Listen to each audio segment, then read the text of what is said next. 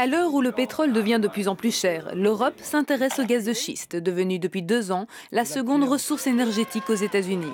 Une ressource qui ne fait pas l'unanimité. Dans le Larzac, au sud-est de la France, ce géologue et guide de montagne nous rappelle la richesse que constitue l'eau, si rare en surface dans sa région. Cette eau, il redoute de l'avoir polluée par le processus d'exploitation du gaz de schiste.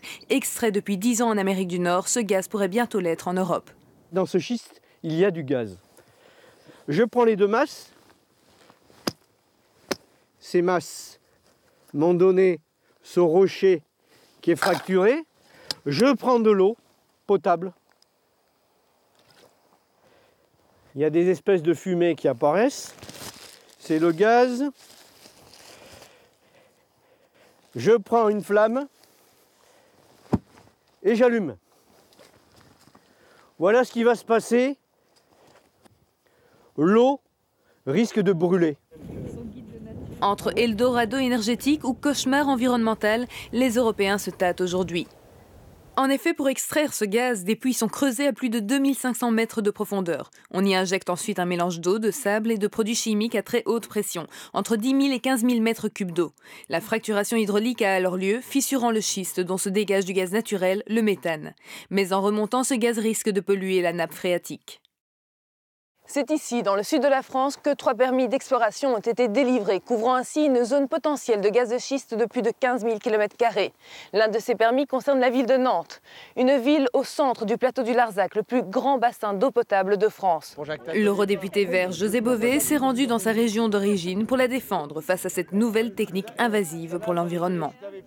C'est un territoire fragile de calcaire sous lequel il y a des nappes phréatiques qui servent à alimenter plusieurs centaines de milliers de personnes tout autour des côtes. Donc c'est vraiment un château d'eau. Il faut choisir où on nourrit les gens avec leur eau ou alors on fait du gaz. Mais on ne pourra pas faire les deux en même temps. Du côté des compagnies pétrolières, de plus en plus de permis d'exploration leur sont octroyés en Europe. Après l'Aveyron, l'Ardèche, le bassin parisien est le 8e territoire concerné en France. 2 puits devraient y être forés au premier semestre 2011.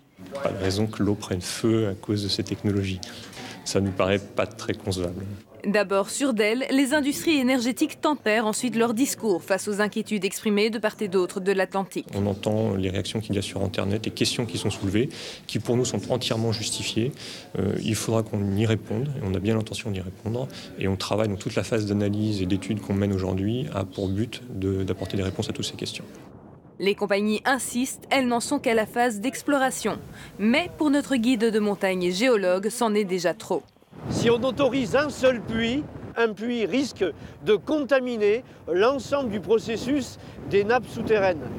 Une position que partage l'eurodéputée Eva Joly, venue constater sur place la rareté de l'eau, surtout présente sous la terre. Pour explorer, mais ils font déjà des forages, ils injectent déjà des produits toxiques, il y a déjà les camions qui sont là, donc même l'exploration, nous n'en voulons pas.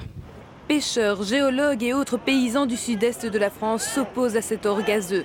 Le gouvernement français a momentanément suspendu l'étape de la prospection, alors qu'en Pologne, rien ne semble s'opposer au permis délivré. Les Polonais ont confiance dans les nouvelles techniques devant permettre notamment une parfaite étanchéité de ces puits.